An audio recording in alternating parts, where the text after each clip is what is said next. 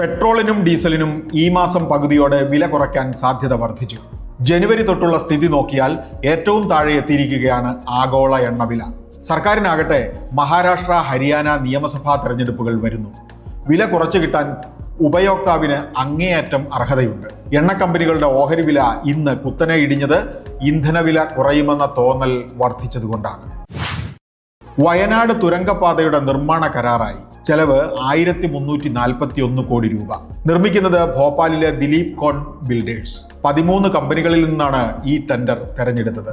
തിരുവാമ്പാടി പഞ്ചായത്തിലെ ആനക്കാംപൊയിൽ മറിപ്പുഴയിൽ തുടങ്ങി വയനാട് ജില്ലയിലെ കള്ളാടി മീനാക്ഷി ബ്രിഡ്ജിൽ അവസാനിക്കുന്നതാണ് പാത. 8 കിലോമീറ്റർ നീളമുള്ള ഇരട്ട തുരങ്കമുണ്ടാവും. 10 മീറ്റർ വീതിയിലുള്ള 4 വരി പാതയാണ് പണിയുന്നത്. മാധവി പുരി ബുച്ചിനെ വരച്ച വരയിൽ നിർത്താനുള്ള പുറപ്പാടിലാണ് പാർലമെന്റിന്റെ പബ്ലിക് അക്കൗണ്ട്സ് കമ്മിറ്റി. സെബി അധ്യക്ഷയായ ശേഷം ഉയർന്നു വന്നിരിക്കുന്ന വിവിധ ആരോപണങ്ങളെക്കുറിച്ച് അറിയാൻ വിളിച്ചു വരുത്തി ചോദ്യം ചെയ്തേക്കും. രാജിവെക്കണമെന്ന ആവശ്യം മാധവി ബുച്ചോ സർക്കാരോ കേൾക്കാൻ തയ്യാറാകാത്ത പശ്ചാത്തലത്തിലാണ് പുതിയ നീക്കം. ഓഹരി വിപണിക്ക് ഇന്ന് ചോര കളറാകാൻ കാരണമെന്ത്? സൂചികകൾ 1% ഇടിഞ്ഞത്. തുടർച്ചയായ മുന്നേറ്റത്തിനിടയിൽ ഒരു തിരുത്തൽ. മാന്ദ്യഭീതി അടക്കം അമേരിക്കയിൽ നിന്നുള്ള സൂചനകളാണ് ഇവിടെ പ്രതിഫലിച്ചത്. വിൽപ്പന സമ്മർദ്ദം കൂടി.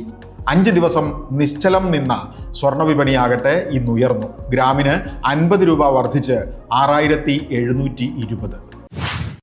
ഒരു വെജിറ്റേറിയൻ ഉച്ചഭക്ഷണം തയ്യാറാക്കാനുള്ള ചെലവ് ഓഗസ്റ്റിൽ 8% കണ്ട് കുറഞ്ഞുവെന്ന് പുതിയ പഠനം. നോൺ വെജിറ്റേറിയന്റെ കാര്യത്തിൽ ചെലവ് കുറഞ്ഞത് 12%. ക്രിസിലിന്റെ പുതിയ വിപണി പഠനമാണ് ഇങ്ങനെ പറയുന്നത്. അവശ്യ സാധനങ്ങളുടെയും പച്ചക്കറിയുടെയും വിലയിൽ ഒരു മാസത്തിനിടയിൽ ഉണ്ടായ കുറവാണത്രേ കാരണം. വിലക്കുറവ് അടുക്കളകളിൽ അനുഭവപ്പെട്ടോ? പഠനം എന്തായാലും സംശയം ബാക്കി. ബിസിനസ് വാർത്തകൾ വിശദമായി അറിയാൻ ധനം online.com.